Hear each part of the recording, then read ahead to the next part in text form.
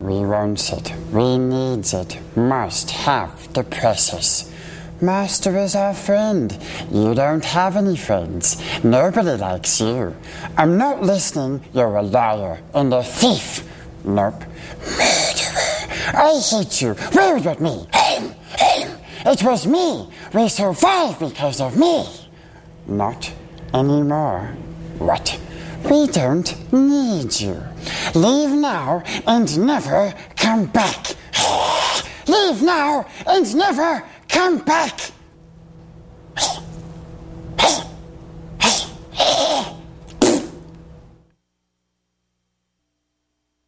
You cannot pass! Gandalf! I must turn to the sacred fire, wield the flame of honor. The dark fire will not avail you. Flame of Undun! You shall not pass!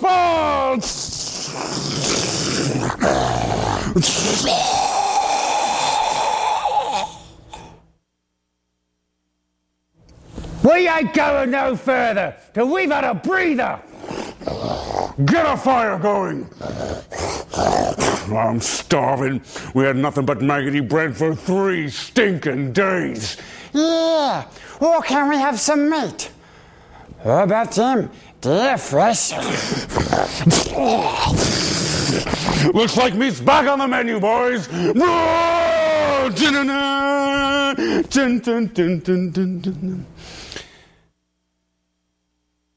I will leave you on the western borders of the forest. Take us south. South? That doesn't make any sense to me. But then you are very small. Perhaps you're right. South it is then. Hold on, little shirlings, hold on.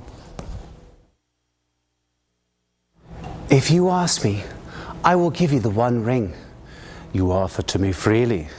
In place of a dark lord, you will have a queen. Not dark, but beautiful as the dawn. Treacherous as the sea. Stronger than the foundations of the earth. All shall love me and despair. Dun, dun, dun, dun. I pass the test.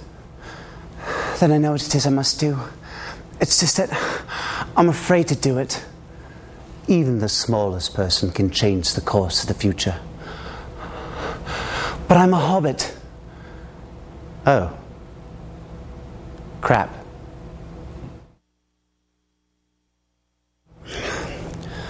I wish the ring had never come to me. I wish that none of this had happened. So do all who live to see such times. But that is not for them to decide. All you have to decide is what to do with the time that is given to you. Ah, it's that way. He's remembered. When in doubt, Mariarik, always follow your nose. Just follow your nose. It always knows. Part of this complete breakfast.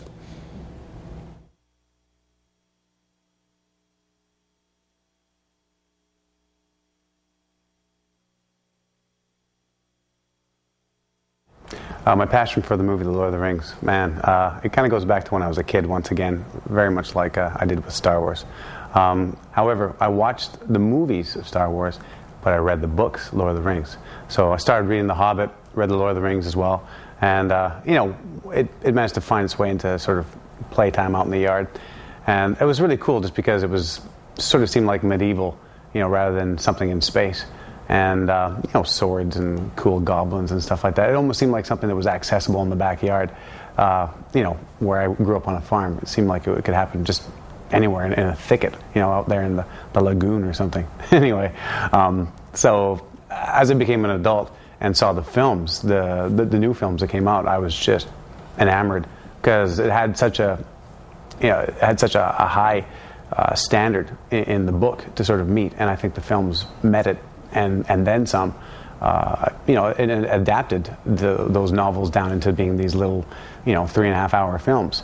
So it's funny for me, having already done it before with other films, sort of condensing a film down into a stage production, as I have, taking the film and then working from the film and with my knowledge of the books, it made for a much easier process than I would have anticipated.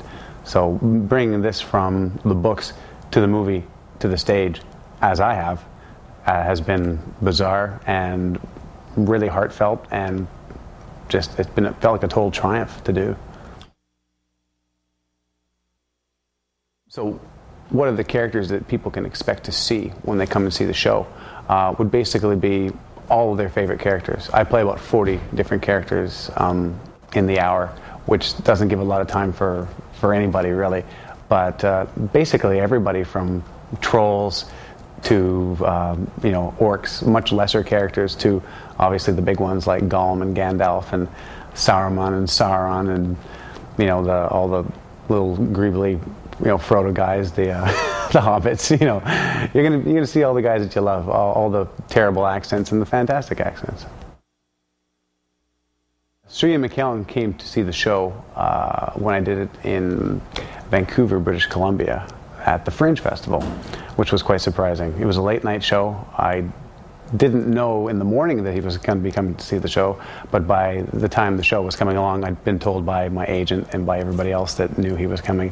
And so the standard was really set up high insofar as that the audience suddenly became a totally different entity. I didn't think about anybody in the audience. It was a sold-out show. All I could think about was like that one seat where he was filling it. And I did my best show that I could. I wasn't going to do Shakespeare. I figured if there's any show that I'd rather for him to see, it would be something silly like this. And he loved it. I'm so glad, because I didn't know what he'd think. And he stuck around afterwards, and we talked for 45 minutes, and we had all these people snapping photos, and it was a bit of a blur. But what was cool is that a couple weeks afterwards, he invited me to come have lunch on the film set that he was working on. So that was really nice to sort of just sit with him in his trailer and have lunch and just talk, not just about theater, but about the show and the direction you go with it. And it was so nice to have someone of his caliber give me good advice. And funny enough, since I've been able to keep in touch with him every once in a while with email, and I've told him about coming to New York here, so he might have a chance to come out and see the show again. Hi, I'm Charles Ross. Come see me in my one-man Lord of the Rings. Because we want it, we need it, must have the one-man treatment.